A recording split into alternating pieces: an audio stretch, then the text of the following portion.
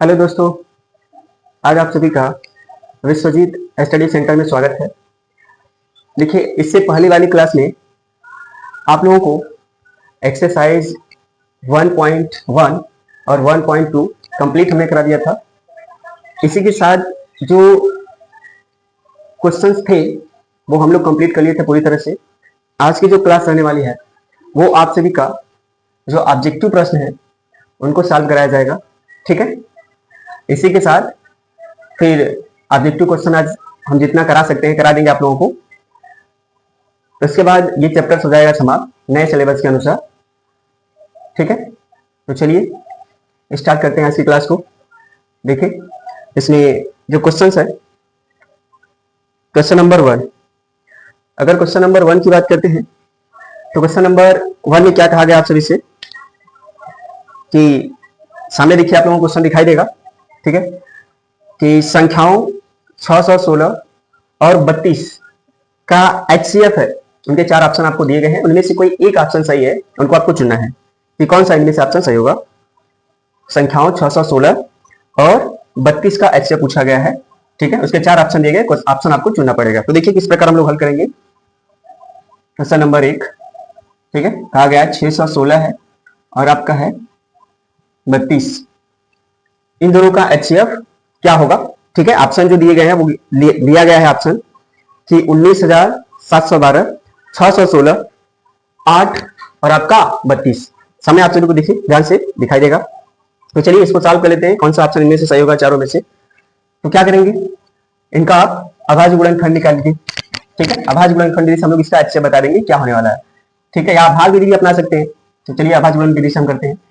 आप क्या करिए, सबसे पहले 616 का अभाज्य गुणनखंड ज्ञात कर लीजिए। चलिए 2 से कैंसिल करिए। देखिए 2 3 6, अब यहाँ ये 16 है तो जब इससे भाग करें तो एक 0 आ जाएगा, 2 8 हो जाएगा आपका 16। फिर 2 से कैंसिल करिए, 2 1 कम 2, 2 25 10, 2 चौके 8। फिर 2 से कैंसिल कर लीजिए, 2 7 14, एक बचेगा, फिर 14 हो गया, 2 7 14। फिर सीधा 7 से कैंसिल कर दीजिए, 7 से 11 बार में। ठीक है, फिर ये खुद से कट जाएगा एक बार में। इसी तरह आप 32 का अभाज्य गुणनखंड निकाल लीजिए। 2 से कैंसिल करिए, देखिए तो 2 8 16, ठीक है, 32 है, 16 बार में कैंसिल होगा पहले, सॉरी। ठीक है, 2 1 2, 2 6 12। फिर 2 से कैंसिल करिए, 2 8 16, फिर 2 से कैंसिल करिए, 2 चौक 8, फिर 2 से 2 2 4, फिर 2 1 2। देखिए इनका जो HCF आएगा इन दोनों संख्याओं का 616 और 32 का, वो आपका क्या आने वाला है। देखिए दोनों में HCF के लिए हमने क्या बताया था, बस आपको कॉमन ढूंढना है। क्या ढूंढना है, कॉमन। तो 616 का अभाज्य गुणनखंड आपने देखा क्या आया, 2 इंटू 2 इंटू 2 इंटू 7 इंटू 11। इसी तरह 32 का क्या आया आपका, वो आया है 2 इंटू 2 इंटू 2 इंटू 2, 5 बार। इनका HCF याद करना। देखिए दोनों में कॉमन क्या है, वही आप देख लीजिए क्या है। देखिए यहाँ 3 2 बार है, इसमें कितनी बार है, 5 बार है ना। तो कॉमन कितना दिख रहा है, 2 जो 3 बार है वही दिखेगा। ठीक है, मिनिमम घात लेना है कॉमन के साथ साथ छोटी घात, तो 2 की घात 3, यानी 2 गुणे 2 गुणे 2, यही कॉमन है दोनों संख्याओं में। ठीक है, 616 और 32 में। तो इनका HCF क्या हो जाएगा, देखिए 2 दूना 4 गुना 8। ठीक है, यानी ऑप्शन नंबर जो आपका इसमें C है, ठीक है, ऑप्शन नंबर C आपका सही रहेगा। चलिए इसके साथ अगला जो क्वेश्चन है इसमें वो आपका है, बोला है कि 140 के अभाज्य गुणनखंड है। इनके भी ऑप्शन आपको 4 दिए गए हैं, इनमें से कोई एक ऑप्शन सही है। क्वेश्चन नंबर ये पहला था। सेकेंड को हम लोग हल कर लेते हैं, देखते हैं क्या इसका ऑप्शन सही है। तो बोला है 140 के अभाज्य गुणनखंड है। तो देखिए अभाज्य गुणनखंड में व्यक्त कर लेते हैं और दिखा देते हैं क्या आने वाला है। ऑप्शन आप देख लीजिए, उसमें से कोई एक ऑप्शन सही है। 2 से कैंसिल करिए। ठीक है, तो देखिए क्या होगा, 2 7 14, 2 से कैंसिल करिए 35 बार में। ठीक है, फिर 2 से कैंसिल करिए, 2 से कैंसिल नहीं होगा यहाँ पे। अब ये किससे कैंसिल होगा, लास्ट में इकाई का अंक कितना है, 5 है, सीधा 5 से कैंसिल करिए, 5 7 35, फिर 7 किससे कट जाएगा, खुद से कटेगा, 7 एकम 7। यानी इसका जो अभाज्य गुणनखंड आएगा 140 का, वो कितना आएगा, देखिए 2 इंटू 2 इंटू 5 इंटू 7। देखिए 5 एक बार आया है और 7 एक बार, लेकिन 2 कितनी बार आया, 2 बार, तो 2 की घात 2 इंटू 5 की घात 1 इंटू 7 की घात 1। इसका जो ऑप्शन है ये आपका सही होगा। ठीक है, ऑप्शन नंबर इसमें आपको दिखाई दे रहा है, ऑप्शन नंबर है पहला ही। ठीक है, यानी पहला ऑप्शन आपका सही होगा। ठीक है, ऑप्शन नंबर ए, ये आपका क्या है इसमें सही है। चलिए नेक्स्ट क्वेश्चन की बात कर लेते हैं। नेक्स्ट क्वेश्चन यानी क्वेश्चन नंबर अगला, अगला जो भी है इसमें देखिए स्टार्टिंग 5 6 7 हमने किया है, तो आप देख लीजिएगा उसमें। ठीक है, क्वेश्चन आपको दिख जाएगा। ये क्वेश्चन नंबर पहला यानी आप कह सकते हैं कि क्वेश्चन नंबर 5 था ये। इसके बाद ये कौन सा है, क्वेश्चन नंबर 6। इसके बाद अगला जो क्वेश्चन है वो क्या कहा गया है, अगला इसमें ऐसा बोला गया है कि संख्याओं 15 18 और 24 का एलसीएम यानी लसअ, 15 18 और 24 का लसअ, लसअ क्या होगा। तो चलिए लसअ ज्ञात करने क्या करिए, इसमें देखिए इनके भी 4 ऑप्शन दिए गए हैं। ऑप्शन आपका है दिख रहा है 90 120 240 और 360। तो चलिए इनका अभाज्य गुणनखंड से हम लोग एलसीएम निकालते हैं आसानी से। ठीक है, देखिए क्या आने वाला है, डायरेक्ट या तो आप ऐसे अभाज्य गुणनखंड विधि से निकाल लीजिए या डायरेक्ट फैक्टर करके दिखा दीजिए। जैसे 15 है तो 15 को क्या लिख सकते हैं 3 इंटू 5। ठीक है, 18 है इसको क्या लिख सकते हैं अभाज्य गुणनखंड के रूप में, गुणनफल के रूप में, तो 2 गुणे 2। ठीक है, ऐसे 2 गुणे 3 गुणे 3, 2 3 6 6 3 18। इसी तरह 24 है तो 24 को क्या लिख सकते हैं 2 गुणे 2, 2 दूना 4। ठीक है, 4 दूना 8, 8 3 24। ठीक है, 2 दूना 4 दूना 8 3 24। क्या ज्ञात करना है इनका एलसीएम, और एलसीएम के लिए आपको क्या बताया गया था, कॉमन और प्लस उसके साथ साथ क्या सबसे बड़ी घात। ठीक है, या आप कह सकते हैं कि जो कॉमन है वो संख्या ले लीजिए और जो उसके साथ बच रहा है वो सब कुछ ले लीजिए। ठीक है, तो चलिए यहाँ पे देखिए कॉमन क्या आपको दिख रहा है, कॉमन देखिए आप सभी को दिख रहा है 3। ठीक है, इसमें इन सभी में देखिए 3 आपको कॉमन दिखाई दे रहा है। देखिए 3 क्या दिख रहा है, कॉमन दिख रहा है, तो 3 हो जाएगा कॉमन। लेकिन हमको 3 का बड़ी घात देना है, क्या हो जाएगा 3 की पावर 2 इंटू, अब देखिए अब क्या बचा है 5 है, 5 बचा है तो 5 की घात 1 ही है, देख लीजिए। और क्या बचा है 2, 2 की बड़ी घात लेना है तो 2 की बड़ी घात देखिए 2 3 बार आया है तो 2 की घात आपका 3, यानी ये क्या हो जाएगा देखिए 9 है इंटू 5 हो जाएगा और ये आपका कितना हो जाएगा 8 हो जाएगा। इनका मल्टीप्लाई कर दीजिए। ठीक है, तो देखिए कितना आएगा 5 8 40 और 40 गुणे 9 9 चौके 36 360, यानी आपका यहाँ पर जो लसा आया इनका, ठीक है 15 18 और 24 का, वो कितना आ गया 360 आया, यानी ऑप्शन नंबर डी। ठीक है, ऑप्शन नंबर डी आपका क्या होगा इसमें सही होगा। ठीक है, अब देखिए इसके साथ नेक्स्ट क्वेश्चन चलते हैं, सोल्यूशन आप देख सकते हैं इसका। ठीक है, आप नोट डाउन करना है तो नोट भी कर सकते हैं, बस ऑप्शन आपको सामने दिखाई देगा, क्वेश्चन दिखाई देंगे, आप सोल्यूशन इस प्रकार हम करा दे रहे हैं, आप लोग देख सकते हैं।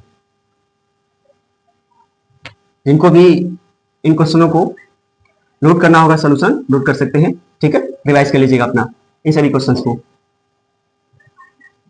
अब देखिए नेक्स्ट क्वेश्चन, अगला जो क्वेश्चन है यानी क्वेश्चन नंबर 7 था, तो क्वेश्चन नंबर अगला 8 है। ठीक है, इसमें क्या कहा गया है, इसमें यह कहा गया है कि निम्न में अपरिमेय संख्या है, इनमें से कौन सी अपरिमेय संख्या है। ऑप्शन आपके देखिए सामने दिखाई देंगे, वो है आपका √25। ठीक है, 5 माइनस √3 बोला है ए एवं बी दोनों, उसके साथ नन ऑफ दीज यानी इनमें से कोई नहीं बोला गया है। ठीक है, तो अपरिमेय संख्या क्या है, तो अपरिमेय संख्या देखिए √25 तो होगा नहीं क्योंकि वो पूर्ण वर्गमूल इसका आप ज्ञात कर सकते हैं। ठीक है, यानी 5 आ जाएगा। लेकिन सेकंड बी ऑप्शन जो उसमें दिख रहा है आप लोगों को, बी ऑप्शन सही रहेगा, जो लिखा है 5 माइनस √3। ठीक है, 5 क्या है कैसे होगा, ये एक परिमेय संख्या है, क्लास 9 में भी आप लोग इसको पढ़े होंगे, और ये आपकी क्या है अपरिमेय संख्या है। ठीक है, तो एक परिमेय और एक अपरिमेय संख्या का योग और जो अंतर होता है वो क्या होता है, एक अपरिमेय संख्या होता है। ठीक है, इसलिए ऑप्शन नंबर बी आपका क्या हो जाएगा सही हो जाएगा। इसके साथ चलिए नेक्स्ट क्वेश्चन की बात करते हैं। अगला जो क्वेश्चन है वो कहा गया है आप सभी से कि देखिए एक परिमेय संख्या और एक अपरिमेय संख्या का योग होता है। ठीक है, जब एक परिमेय, वही क्वेश्चन सेम है उसी टाइप से, एक परिमेय संख्या और एक अपरिमेय संख्या का योग होता है तो क्या होता है, अभी हमने बताया कि एक परिमेय संख्या और एक अपरिमेय संख्या का योग कहे या अंतर कहे, वो क्या होगा आपका, एक अपरिमेय संख्या होता है। तो यहां भी ऑप्शन नंबर बी, यहां भी आपका क्या हो जाएगा, ऑप्शन नंबर बी जो आपका रहेगा वो सही हो जाएगा। ठीक है, क्वेश्चन नंबर नेक्स्ट यानी 10। ठीक है, इसमें ऐसा कहा गया है कि संख्या 31,000 यानी 3,000 है, सॉरी 3,125, ठीक है, का घातांक रूप है। 3,125 का घातांक रूप है। ऑप्शन दिए गए हैं आपके, देखिए सामने ऑप्शन दिए गए 5 की पावर 4, 5 की पावर 6, 5 की पावर 5 और 5 की पावर 8। ठीक है, वैसे आप अभाज्य गुणनखंड से निकाल लेंगे और घातांक रूप में व्यक्त कर देंगे इसको। तो देखिए हम दिखा देते हैं, अगर आपको देखना है तो 3,125 इसका आप क्या करेंगे, अभाज्य गुणनखंड ज्ञात कर लीजिए। ठीक है, अब अभाज्य गुणनखंड ज्ञात करना है तो आप क्या करेंगे, अभाज्य गुणनखंड ज्ञात करेंगे, इसको सॉल्व करते हैं। चलिए डिवाइड करिए, देखिए यूनिट डिजिट इकाई का अंक कितना है आपका, 5, तो 5 से डिवाइड करिए, 5 6 के 30, 1 बचा 12 हो जाएगा, 5 गुना 10, फिर 2 बचेगा 25, फिर 5 25 हो जाएगा आपका 25, फिर 5 से कैंसिल होगा, देखिए इकाई का अंक 5 है तो 5 से कैंसिल होगा, तो 5 एकम 5, 1 बचा 12 हो गया, 5 गुना हो जाएगा आपका 10, फिर 2 बचा 25 हो जाएगा, 5 बचे 25, फिर 5 से कैंसिल कर लीजिए, तो 5 गुना हो जाएगा 10, 2 बचा 5 बचे 25 हो जाएगा। ठीक है, फिर 5 से कैंसिल कर लीजिए, 5 बचे 25, अब 5 आ गया तो खुद 5 से कैंसिल हो जाएगा एक बार में। अब इसका देखिए 3,125 का जो आपका अभाज्य गुणनखंड आया वो क्या आया, देखिए 5 कितनी बार आया है, 5 बार आया है, 5 इंटू 5 इंटू 5 इंटू 5 इंटू 5, कितनी बार आया है, 5 बार, तो जितनी बार आया है उतना घात लिख दीजिए, तो 5 की पावर 5। ठीक है, 5 की पावर 5 इसका क्या होगा, घातांक रूप होगा अभाज्य गुणनखंड का। तो देखिए इसका ऑप्शन कौन सा सही रहेगा, इसका ऑप्शन रहेगा ऑप्शन नंबर सी। ठीक है, ये आपका सही रहेगा। चलिए अगले क्वेश्चन पे आते हैं, क्वेश्चन नंबर 11। क्वेश्चन नंबर 11 में क्या कहा गया आप सभी से, दो संख्याएं दी गई है, देखिए दो संख्या दी गई है और आप सभी से ऐसा बोला गया है कि यदि संख्याओं 306 और 657, ऐसा बोला गया है। चलिए हम यहां दिखा देते हैं क्वेश्चन नंबर 11 को। ठीक है, बोला गया है कि 306 और आपका है 657। ठीक है, इन दोनों का जो आपका HCF दिया गया है वो दिया गया है 9, ये बोला है, देख लीजिए। तब बोला है इन्हीं संख्याओं का, इन्हीं दोनों का यानी 306 और 657 का ही आप जो है लसा बता दीजिए, एलसीएम बता दीजिए क्या आने वाला है। ठीक है, ऐसे क्वेश्चन हम आप लोगों को एक्सरसाइज में बताए थे। ठीक है, और ठीक वही इसी प्रकार का क्वेश्चन है, तो इसको आपको हल करना। देखिए इसके भी 4 ऑप्शन दिए गए हैं और चारों में से कोई एक सही है। ठीक है, तो चलिए इसको भी सॉल्व कर लेते हैं, कैसे सॉल्व होगा। देखिए जब भी ऐसे क्वेश्चंस आते हैं तो इसके लिए बहुत इजी क्वेश्चंस है। इसमें क्या करना, तो कोई भी दो संख्या अगर आपको दी गई है, ठीक है, और उनका एचसीएफ और एलसीएम की बात जब करेगा, उनमें से क्या होगा, दो संख्या दिया है तो हो सकता है कि एलसीएम आपसे पूछ दे, एचसीएफ दिया रहे, या तो आपको एचसीएफ दिया रहे एलसीएम पूछ दे, दोनों संख्याएं दी रहेंगी, या तो एचसीएफ एलसीएम दिया रहे और पहली संख्या दे दूसरी पूछ ले, या दूसरी संख्या पूछ ले बाकी सब दिया हो। इस टाइप के क्वेश्चन पूछते हैं। तो इसके लिए हम लोग फॉर्मूला ये जानते हैं, बताए थे आप लोगों को जांच करते वक्त, ठीक है, कि दो संख्याओं का गुणनफल है ना, यानी पहली संख्या गुणे दूसरी संख्या बराबर क्या होता है, मस और गुणे लस, मस गुणे लस। इसी पर रख दीजिए, ये पहली संख्या होगी, दूसरी संख्या, ये आपकी कितना हो जाएगा, देखिए 306 गुणे 657 इज इक्वल्स टू एचसीएफ इनका दिया गया है 9 इंटू क्या पूछ रहा है, एलसीएम पूछ रहा है, लसा आप लोगों से पूछ रहा है। देखिए लसा में 9 का क्या है, गुणा इधर आएगा तो भाग हो जाएगा, यानी आपका लसा बराबर क्या हो जाएगा, 306 गुणे 657 अपान 9 से डिवाइड कर लीजिए डायरेक्ट। देखिए कितनी बार में जाएगा, अगर आप इसको देखते हैं 6 3 9 से कैंसिल होने वाला है, अगर इसको करते हैं कितनी बचा, 9 3 27, ठीक है, 9 3 27 और कितना बचा, 3 बचा, तो 9 चौके 36। अब आप क्या करेंगे, इन दोनों कर लीजिए मल्टीप्लाई, यानी आप जो है जब 657 में 34 से मल्टीप्लाई करेंगे तो आपका आंसर दी जाएगा। देखिए 4 सत्ते 28, 4 पंजे 20, 20 दो 22 का 2, ऐसे लगा 2, 4 छंग 24 और 2 26, 3 से करिए 3 सत्ते 21, ठीक है, 3 पच्चे 15, 2 17, 3 छक 18, 1 19, ऐड कर लीजिए सबको तो 8 3 7 6 13 का 3, ठीक है, 9 2 11 का 1, ऐसे लगा 1 और 1 1 2, ठीक है। यहाँ पे कैलकुलेशन में कुछ गड़बड़ी आ रही लग रहा है, ठीक है, चेक कर लेते हैं एक बार, ठीक है। यहाँ पे पेंसिल करके देख लीजिए, 9 9 3 27, 3 बचा 9 चौक 36, 657 के साथ गुणा करना है, गुणा करके चेक करिए 4 सत्ते 28 का 8, हाथ से लगा 2, 4 पंजे 20 2 22, 22 के 2, हाथ से लगा 2, ठीक है, 4 छंग 24 2 26, इसके बाद इसके करिए 3 सत्ते 21 का 1, हाथ से लगा 2, 3 पच्चे 15 2 17, 17 का 7, हाथ से लगा 1, 3 छक 18 1 19, अच्छा ऐड करिए 8 3 7 6 13, 13 का 3, हाथ से लगा 1, 9 2 11 1 12, ठीक है, 12 का 2, हाथ से लगा 1, फिर 1 1 2, हाँ ये सही ऑप्शन, ठीक है, यानी 22,338, ये आपका ऑप्शन क्या होगा, सही हो जाएगा, ठीक है।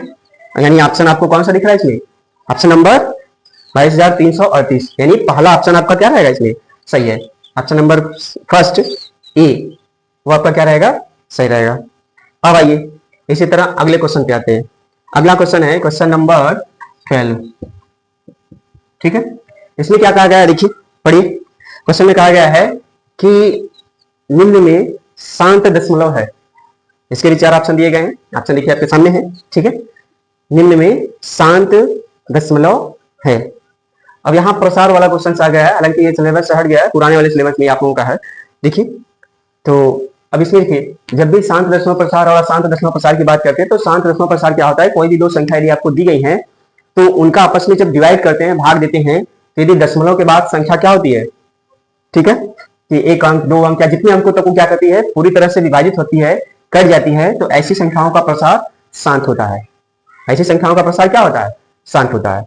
और अशांत कब होगा, जब संख्या कटे न, दशमलव के बाद ये कहने लगे, रिपीट होने लगे, चाहे 1 अंक रिपीट हो, 2 अंक रिपीट हो, रिपीटेशन अगर होने लगे संख्याओं का, तो ऐसी संख्याओं का प्रसार क्या होता है, अशांत होता है। एक तरीका और होता है, ये तो भाग देने के तरीके से बता सकते हैं कि अगर कट जाएगा तो शांत होगा, रिपीट होने लगेगा तो अशांत हो जाएगा। एक और तरीका है, बिना भाग दिए भी आप बता सकते हैं। तो उसके लिए क्या करना होता है, आपको चेक करना होता है कि अंश और हर में जो संख्या दी रहेगी, उनका जो हर होगा, हर का आप अभाज्य गुणनखंड ज्ञात करेंगे।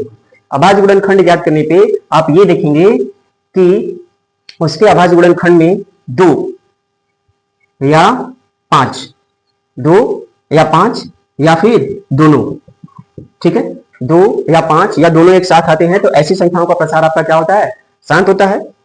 और अशांत कब होगा, जब 2 या 5 या दोनों के अलावा कोई अन्य संख्या आ जाएगी, तो ऐसी संख्याओं का दशमलव प्रसार आपका अशांत होता है। तो यहाँ शांत की बात की, देखिए पहला ऑप्शन ही सही आपको दिख जाएगा, जैसे 35, देखिए पहला ऑप्शन भाई कितना है 58, ठीक क्या होगा, पहला ही ऑप्शन आपको सही दिख रहा है, क्योंकि कैंसिल हो जा रहा है। देखिए इसको 5 से कैंसिल करिए, 5 से 35, 5 10 50, 10 से डिवाइड करेंगे 0.7, ठीक है, यानी पहला ऑप्शन देखिए कट गया, इसलिए पहला ही सही होगा ऑप्शन 35/50, ऑप्शन नंबर ए सही है, ठीक है। आइए अगले क्वेश्चन पे आते हैं। अगला जो क्वेश्चन है, अगले क्वेश्चन की जब आप बात करते हैं तो आपका है, इसमें कहा गया है 13 नंबर, ठीक है। चलिए इसको देखिए हम थोड़ा इरेज कर देते हैं। अब इसका सोल्यूशन अगर आपको नोट करना आप शुरू तो इसको नोट भी कर लीजिएगा, इसको रिवाइज कर लीजिएगा आप सब, ठीक है। ऑब्जेक्टिव क्वेश्चन सीपी आप लोगों के एग्जाम में ऑब्जेक्टिव क्वेश्चन आते हैं 20 नंबर के, इसलिए आप सभी चैप्टर्स के जितने भी आपको एमसीक्यू कराया जाएगा, मल्टीपल चॉइस क्वेश्चन, वो विकल्पीय प्रश्न, उनको आपको रिवाइज करते रहना है, ठीक है।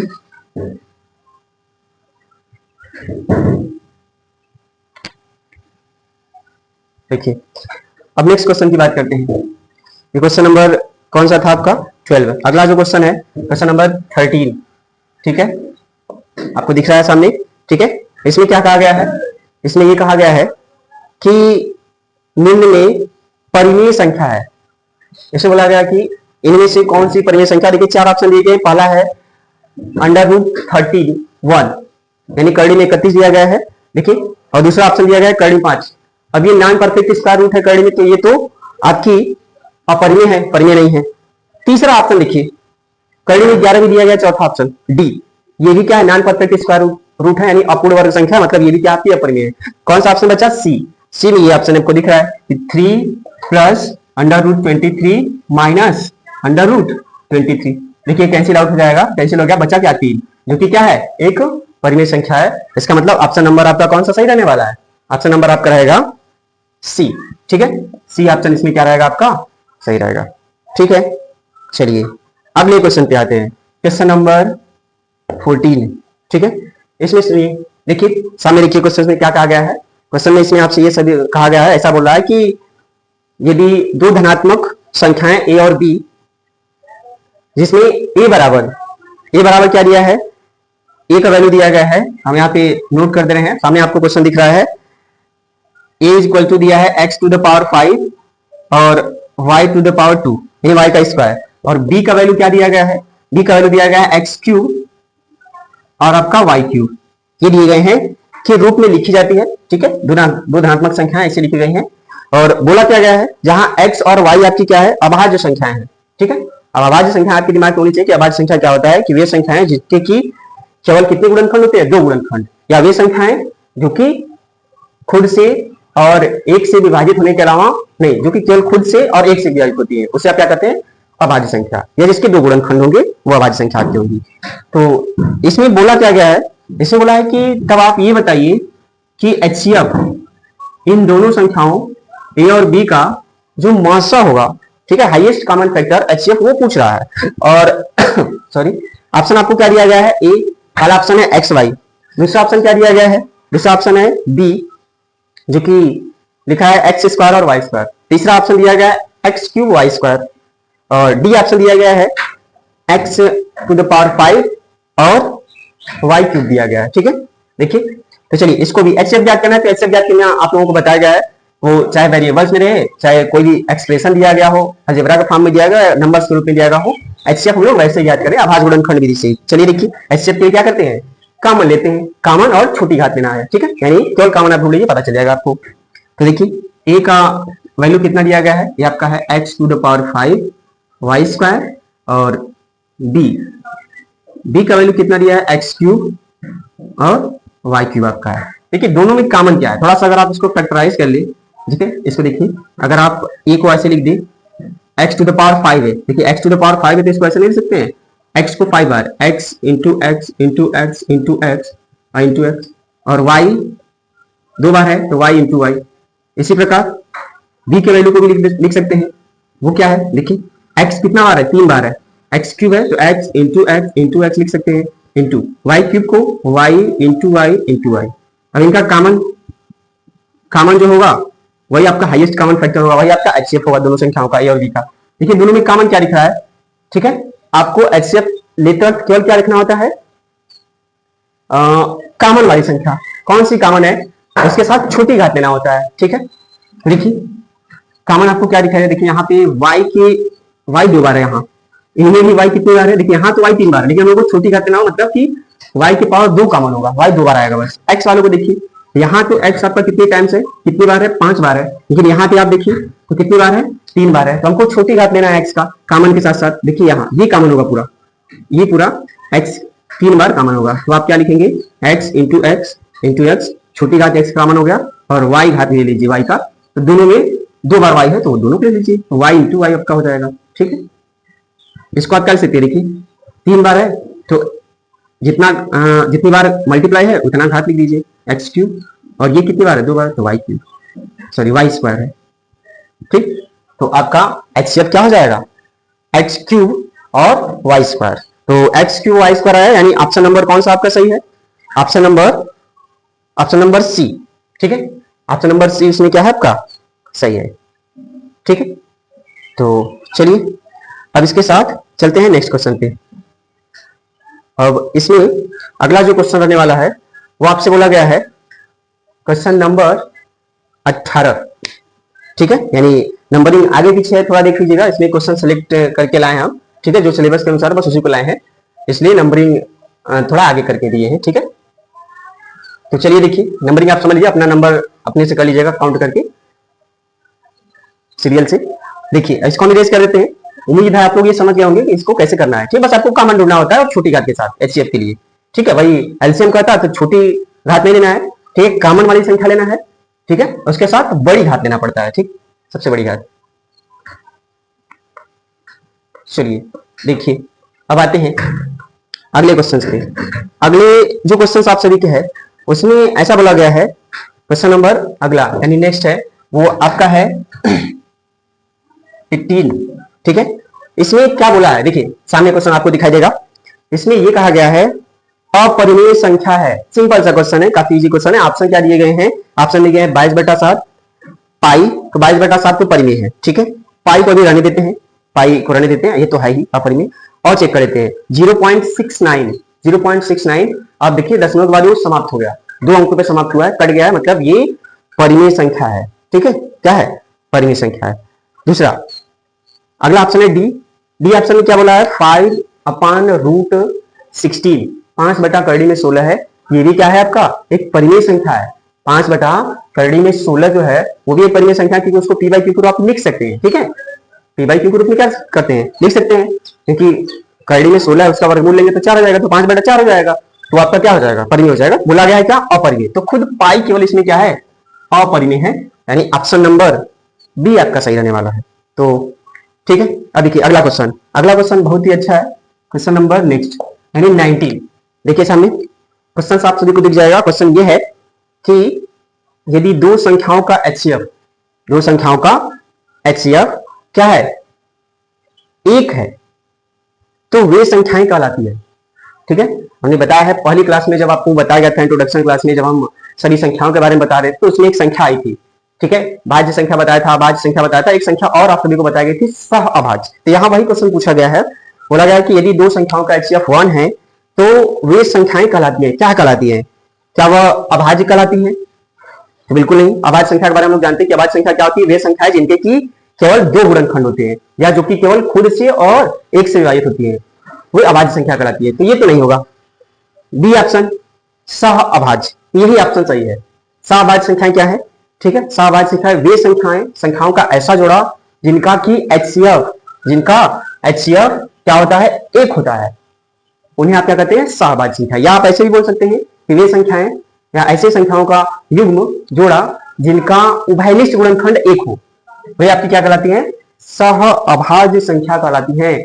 यानी इसमें जो आपका ऑप्शन दिख रहा है, ऑप्शन नंबर बी, ठीक है, सह अभाज्य संख्या यही होगा। सी भाज्य तो होगा नहीं करेगा, ठीक है, भाज्य, क्योंकि भाज्य तो उसके तो दो से अधिक गुणनखंड होते हैं, तो ये तो होगा नहीं करेगा। संपूर्ण संख्या बिल्कुल नहीं, तो इसमें ऑप्शन नंबर बी सही है, जिनका की उभयनिष्ठ गुणनखंड 1 होता है या जिनका एचसीएफ 1 होता है, यानी ऑप्शन नंबर 19 का सी सही है। ठीक है, सामने देख लीजिए, सी आपको दिख जाएगा, सहअभाज्य संख्या। ठीक है, सी नहीं है भाई, सॉरी, बी आपको दिख रहा है ना, सहअभाज्य संख्या बी। ठीक है, सहअभाज्य संख्या ये आपका ऑप्शन सही रहेगा। अगला क्वेश्चन नंबर 20।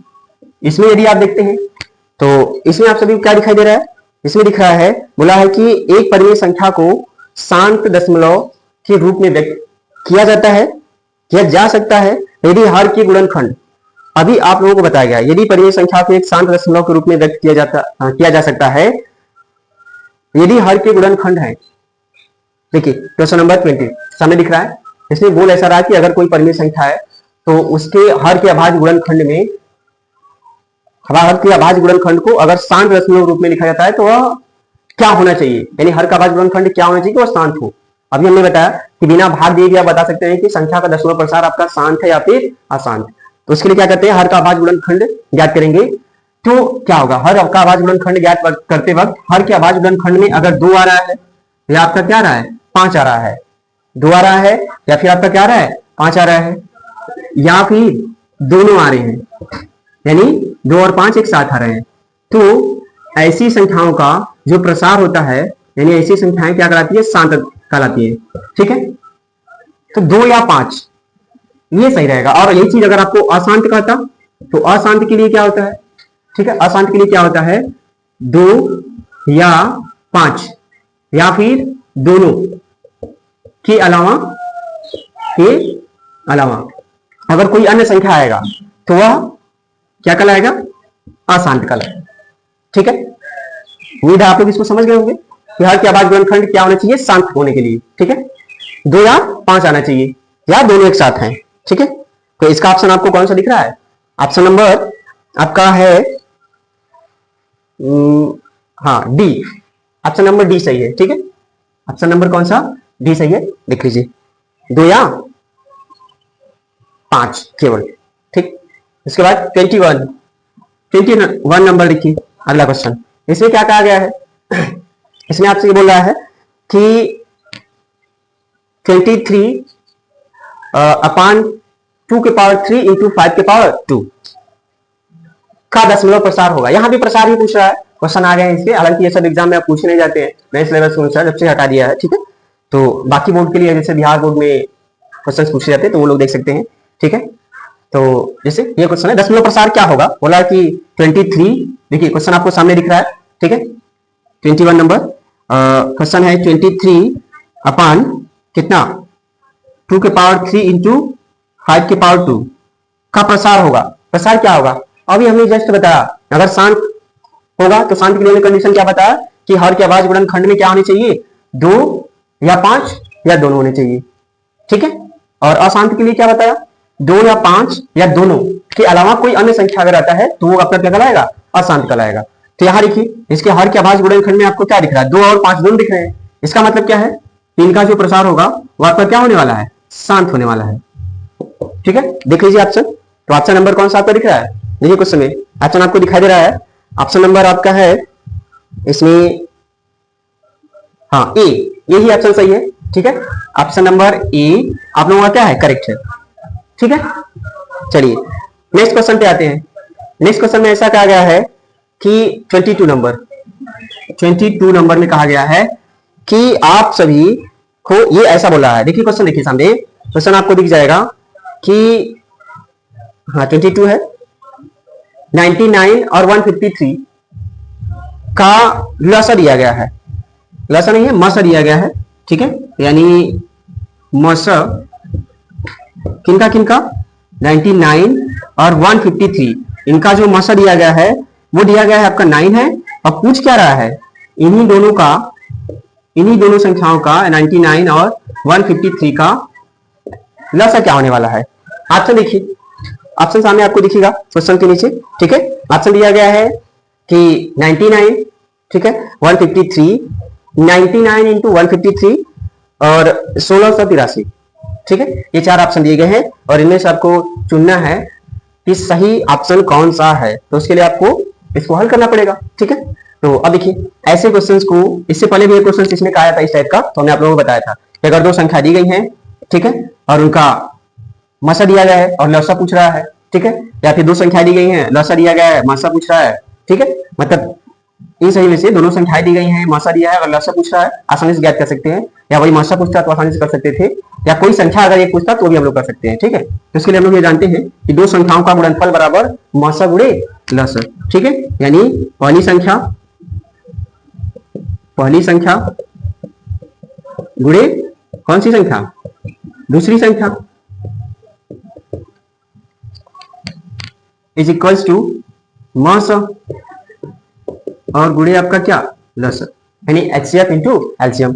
वैल्यू रख दीजिए बस और आपको पता चल जाएगा कि क्या आने वाली एग्जैक्ट संख्या। पहली संख्या की बात करते हैं तो क्या है? 99 इंटू दूसरी संख्या आपकी क्या है? 153 इज इक्वल्स टू मसा। देखिए इन दोनों का मसा कितना दिया गया? 9 दिया गया है, तो मसा रख दीजिए 9 इंटू, पूछ क्या रहा है आप लोगों से? पूछ रहा है आप सभी से एलसीएम क्या होगा, लसा क्या होगा। ठीक है, तो देखिए इसको इधर रिप्लेस कर दीजिए, भाग कर दीजिए। ठीक है, ये मल्टीप्लाई इधर आएगा तो भाग हो जाएगा, यानी लसा बराबर आपका क्या हो जाएगा जी? 99 इंटू 153 डिवाइडेड बाई, यानी अपान कितना हो जाएगा? 9 से कैंसिल कर दीजिए, 9 कम 9 कितनी बार में? 11 बार में। ठीक है, अब इनका मल्टीप्लाई कर लीजिए। अगर आप 153 में 11 से मल्टीप्लाई करते हैं क्या आएगा? 3 5 1, फिर 1 से फिर करिए तो 3 5 1, कितना आने वाला है? देखिए 3 आ जाएगा, 8 आ जाएगा, 6 आ जाएगा, 1 आ जाएगा, यानी आपका लसा जो आने वाला है वो कितना आ गया? 1683। ठीक है, 1683। तो ये आपका इसका हल हो जाएगा। और इसमें आपसे ऑप्शन कौन सा सही आप लोगों का? विकल्प आप लोग देखिए सामने, विकल्प नंबर यानी ऑप्शन नंबर कौन सा है? इसमें डी, यहां भी ऑप्शन नंबर कौन सा सही है, डी ऑप्शन सही है, ठीक है। यानी 22 का आप देख सकते हैं सोल्यूशन इस प्रकार से। यहां भी अगर आपको इसमें नोट डाउन करना है या इसका स्क्रीनशॉट बल्कि ले लिया करिए, ज्यादा अच्छा रहेगा, फिर आप लोग रिवाइज कर लिया करिए, ठीक है। इसके बाद देखिए इसी के साथ अगले क्वेश्चन पे चलते हैं। अगला क्वेश्चन जो इसमें दिया गया है वो आपका है 23, क्वेश्चन नंबर 23। यहां भी अगर आप देखते हैं तो क्वेश्चन आपको सामने दिखाई देगा। वो आपका क्या है, क्वेश्चन ये बोल रहा है कि यहां भी दिया गया इसी प्रकार का संख्या दिया गया कि दिया गया कि दो संख्याएं हैं 132 और 288, ठीक है। दो संख्याओं का लॉसा दी गई है, यहां लॉसा दिया गया है, ठीक है। इसका 132 132 और 288, इनका जो है जो आपका लॉसा दिया गया है वो 3168 है, यानी 3000 कितना 168 दिया गया है। पूछ क्या रहा है, इन्हीं का आप जो है क्या बता दीजिए मौसम, इन्हीं का क्या बताना है आपको, क्या आप इन्हीं दोनों संख्याओं का मौसम बता दीजिए क्या आने वाला है। 288 132 और 288 का वो पूछ रहा है। ऑप्शन आप देखिए, आपसे फ्रंट पे आपको दिखाई देगा सामने बोर्ड पे, इसका ऑप्शन आपको दिखाई देगा क्वेश्चन के नीचे। देखिए ऑप्शन नंबर पहला 288, दूसरा ऑप्शन, ऑप्शन नंबर सेकंड क्या दिया गया है, ऑप्शन नंबर सेकंड है कि 132, ऑप्शन नंबर 4 सी है, सी देखिए 48, ऑप्शन नंबर डी 12, चार ऑप्शन दिए गए हैं, इनमें से कोई एक सही होगा तो आप अंदाजा तो लगाएंगे नहीं, ठीक है। इसके लिए आपको क्या करना पड़ेगा, हल करना पड़ेगा। जैसे यहाँ पे हमने हल किया उसी प्रकार से इसका भी हल होगा, ठीक है। तो चलिए हल कर लेते हैं, थोड़ा कैलकुलेशन बस आपको ध्यान रखना होगा। तो चलिए देखिए क्या हो जाएगा, यहाँ भी यही फॉर्मूला यूज होने वाला है। दो संख्याएं दी गई है, उनका लॉसा दे दिया, मौसा पूछ रहा है, तो उसके लिए वही पहली संख्या और गुणे दूसरी संख्या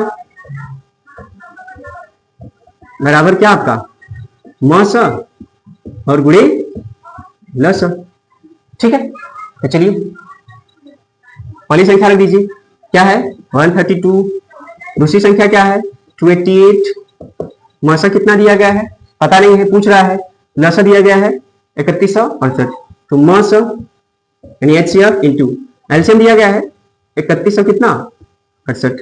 हमको क्या पूछ रहा है, हम लोग पूछ रहा है कि मौसा बताइए HCF बताइए। तो ये देखिए मल्टीप्लाई में इधर आएगा तो क्या हो जाएगा, डिवाइड हो जाएगा, यानी आपका मौसा बराबर क्या निकल के आ जाएगा 132 गुणे 288 बटे आपका कितना हो जाएगा 3168, यानी 3168। चलिए इसको डिवाइड कर लेते हैं। तो चलिए इसको कैंसिल करते हैं, तो देखिए कितने किससे कैंसिल होगा, क्या यह 4 से कटने वाला है, ये दोनों संख्या अगर 4 से काटे तो 4 सते 28, 4 दूना 8, इसको भी कैंसिल करिए। अच्छा 4 सते 28 कितना बचा 3, 4 नवा 36, 8 हो गया बचा, 4 दूना 8 हो गया। फिर देखिए अब इसको और कैंसिल करते हैं, अब चलिए इसे कैंसिल कर देते हैं एक बार, इसको भी 2 से कैंसिल करिए। अच्छा 2 छक्के 12, 2 छक्के 12, यहां कितने बार में कैंसिल होगा, देखिए 2 3 6, 1 बचा 19 हो गया, फिर 2 9 18, 1 बचा 12 हो गया, 2 छक्के 12, ठीक है। अब एक काम करते हैं, देखिए इसको कैंसिल कर दीजिए, जैसे भी आपको कैंसिल करने आता है वैसे कैंसिल कर सकते हैं, कोई दिक्कत नहीं है, ठीक है। तो अब देखिए हम सीधा इसको कैंसिल कर रहे हैं। अब देखिए 9 6 15 3 18, और यहाँ चलिए इसको 9 से काटते हैं। 9 से देखिए ये भी कट रहा है, ये भी कट रहा है, 3 से भी काट सकते थे लेकिन डायरेक्ट 9 से कट करिए, तो 9 8 72 और 9 से इसको कैंसिल करिए, तो 9 चौके 36 कितना बचा 3, फिर 9 चौके 36।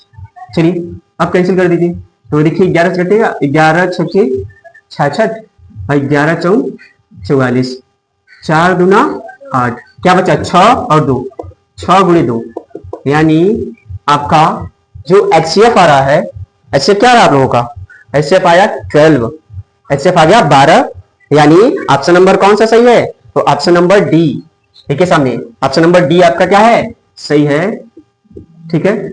इसका 23 का ऑप्शन नंबर डी क्या है सही है, ठीक है। इसका भी आप बल्कि स्क्रीनशॉट ले लीजिएगा, आप इन सभी क्वेश्चनों को रिवाइज कर लीजिएगा एक बार जरूर, ठीक है। इसके साथ अगला जो क्वेश्चन है, अगला क्वेश्चन है 24, ठीक है। 24 की जब बात करते हैं तो 24 नंबर में क्या कहा गया है, क्वेश्चन को सुन लीजिए। क्वेश्चन में ऐसा कहा गया है आप सभी से कि आप जो है ये बताइए क्या कि 144 के अभाज्य गुणनखंड 144 के अभाज्य गुणनखंड में अभाज्य गुणनखंडों के घातों का योग, अभाज्य गुणनखंडों के घातों का योग आप बताइए क्या होने वाला है। ठीक है, 24 नंबर, अभाज्य गुणनखंडों के घातों का क्या पूछ रहा है, योग। किसके घातों का, 144 का। ठीक है, ऑप्शन दिए गए हैं 3, 4, 5, 6। 24 क्वेश्चन नंबर है 24। 144 है, बोला गया है 144 के अभाज्य गुणनखंडों के जो घात होंगे उनके घातों का योगफल क्या होगा वो बताना है। तो चलिए तुरंत याद कर लेते हैं। अगर याद करना है तो याद कर लीजिए, या तो हम लोग तो डायरेक्ट भी कर सकते थे, लेकिन चलिए हल करके दिखा देते हैं। 2 से कैंसिल करिए, 2 7 14, फिर 2 दूना 4, फिर 2 से कैंसिल करिए, 2 3 6, 2 6 12, फिर 2 से कैंसिल कर लीजिए, 2 1 2, 2 8 16, 2 से कैंसिल करिए, 2 9 18, अभी 2 से नहीं कटेगा, अभी 3 से कटेगा, 3 3 9, फिर 3 1 कम आपका 3। यहाँ देखिए अगर इसका अभाज्य गुणनखंड देखिए 144 का कितना आया जी, वो आप लोगों का आ रहा है 2 इंटू 2 इंटू 2 इंटू 2, 4 बार आया। फिर यहाँ पे 3 कितनी बार है, 2 बार है। 3 कितनी बार है, 2 बार है। देखिए तो इसको लिखिए गुणनफल के रूप में, देखिए 2 4 बार आया है, जितनी बार है उतना घात लीजिए, तो 2 के घात आपका हो जाएगा 4, और यहाँ 3 कितनी बार है, 2 बार है, जितनी बार है उतना घात लीजिए, 3 का घात 2। अब बोला यही गया आप सबसे, आप सबसे ये बोला गया है कि इनके अभाज्य गुणनखंडों के घातों का योग क्या होगा। यानी इसके घात कितना है, 4 है, इसके घात कितने हैं, 3 है, तो इन दोनों को जोड़ देना है। इन दोनों का घात कितना हो जाएगा, 4 2 6, यानी 144 के अभाज्य गुणनखंडों के जो घातों का योग है वो कितना है, 6। हाँ, क्वेश्चन आपसे और भी पूछ सकता था, अगर आपसे पूछता कि 3 अभाज्य गुणनखंड में 3 का घात क्या होगा, ठीक है, तो 2 हो जाता। अगर 2 का घात पूछता 4 हो जाता। लेकिन यहाँ पे हम लोगों से ऐसा पूछा गया है कि 144 के अभाज्य गुणनखंडों के घातों का योग बताइए, तो दोनों संख्या जो आई हैं उनके घातों का योग कितना हो जाएगा, 6 हो जाएगा। ठीक है, उम्मीद है आप अच्छे से इस क्वेश्चन को भी समझ लिए होंगे। तो इसको भी आप स्क्रीनशॉट इसका भी ले लिया करिए। ठीक है, नोट मत किया करिए, डायरेक्ट ही स्क्रीनशॉट ले लिया करिए, आप उसको रिवाइज कर लिया करिए। ठीक, चलिए देखिए अगले क्वेश्चन पे इसी के साथ चलते हैं। क्वेश्चन नंबर नेक्स्ट, अगला जो क्वेश्चन है, अगले क्वेश्चन में देखिए सामने आप लोगों को दिखाई देगा क्वेश्चन कि क्या रहने वाला है। क्वेश्चन अगला है कि 25 नंबर, दी गई संख्याओं में अभाज्य संख्या होगी। बहुत ही सिंपल सा क्वेश्चन है। क्वेश्चन ऐसा बोला गया है कि 4 ऑप्शन दिए गए हैं, उसमें बोल क्या रहा है, बोल ऐसा रहा है कि आप जो है अभाज्य संख्या चुन लीजिए इन चारों में से। ठीक है, दी गई संख्याओं में अभाज्य संख्या होगी। क्वेश्चन नंबर है आपका 25। ठीक है, इनमें से कौन सी अभाज्य संख्या है, 4 ऑप्शन है। पहला ऑप्शन देखिए 25 का दिया गया है 0, दूसरा ऑप्शन है बी नंबर 1, तीसरा ऑप्शन है सी 2, चौथा ऑप्शन है डी। देखिए 0, तो 0 तो क्या है, ये एक आप कह सकते हैं ये एक परिमेय संख्या है। ठीक है, तो यह आपका अभाज्य संख्या तो नहीं हो सकता। ठीक है, उसके बाद बी तो न ही भाज्य है और न ही अभाज्य है, तो ऐसे ही खत्म हो गया। सी ऑप्शन इसका क्या दिया गया है, सी ऑप्शन दिया गया है 2। इस पे आते हैं, इसके साथ डी वाला ऑप्शन देख लीजिए 6 है, सॉरी 8 दिया गया है। तो 8 क्या है, 8 देखिए ये किससे कट रहा है, 1 से कटेगा, 2 से कटेगा, 4 से कटेगा, खुद से भी कटेगा, यानी इसके 2 से अधिक गुणनखंड आ रहे हैं। खुद से और 1 से कटने के अलावा किसी अन्य से भी क्या हो रहे हैं, विभाजित हो रहे हैं, कट रहे हैं, तो ये तो अभाज्य नहीं होगा। तो कौन सा होगा, इसमें जो ऑप्शन आपको दिख रहा है सी जो ऑप्शन आप सबको दिख रहा है क्वेश्चन में जो कि दिया गया है 2, ये क्या है, यही आपका ऑप्शन सही है 2।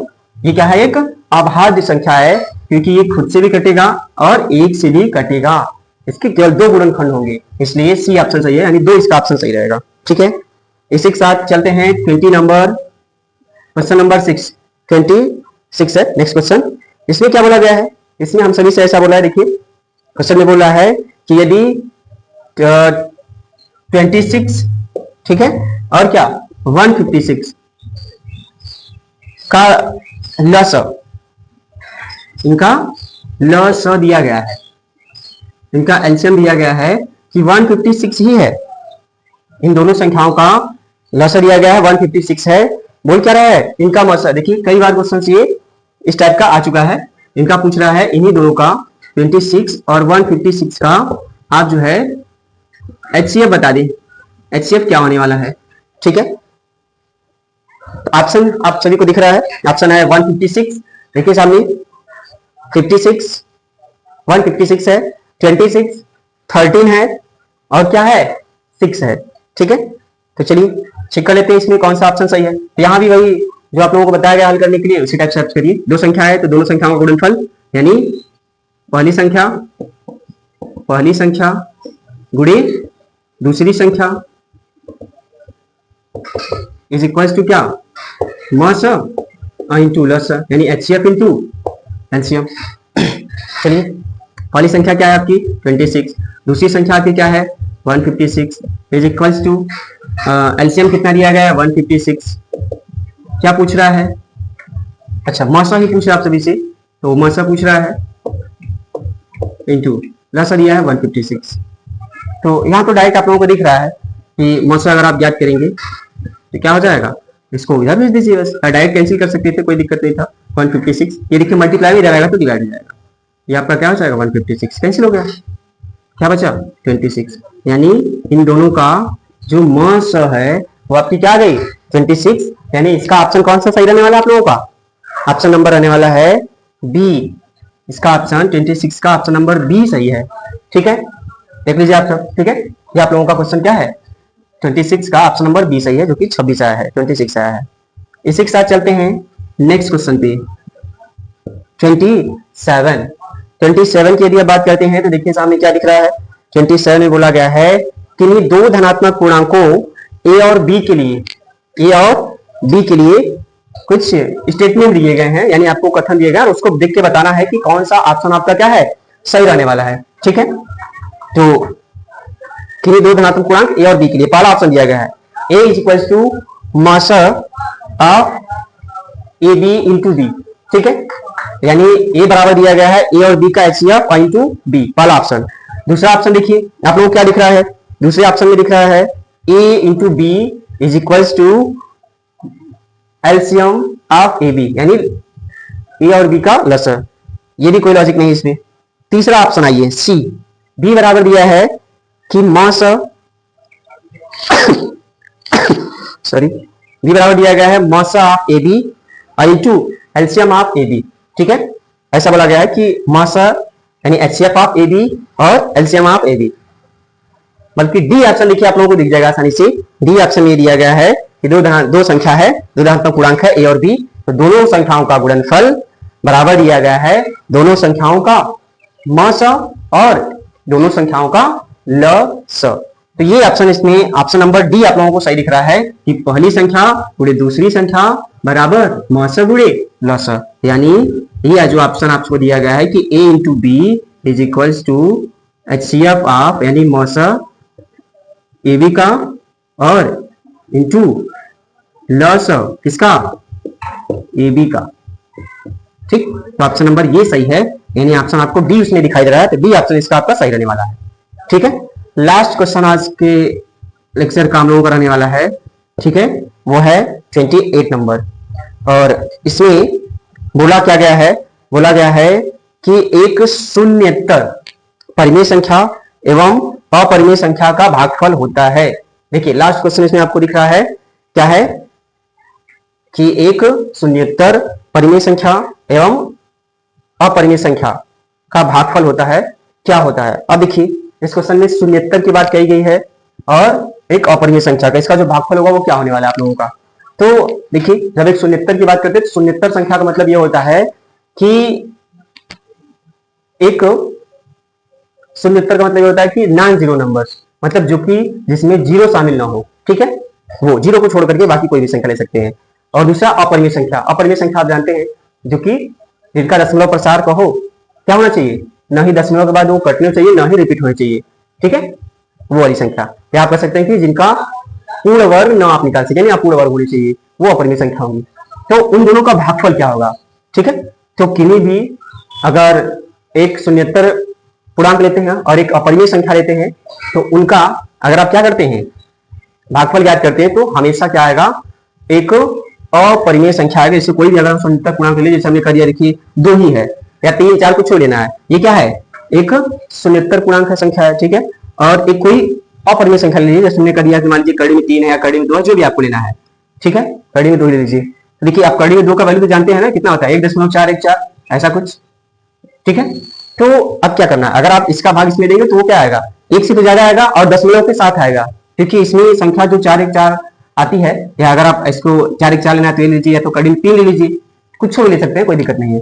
2 का ये शून्यतर पूर्णांक है और ये क्या है, एक अपरिमेय संख्या है। इसका वैल्यू हम लोग जानते हैं 1.732, 1 दशमलव कितना लिख दीजिए, बल्कि ये तो कोई दिक्कत नहीं है, ऐसा लोग जानते हैं, ठीक है, 1.732।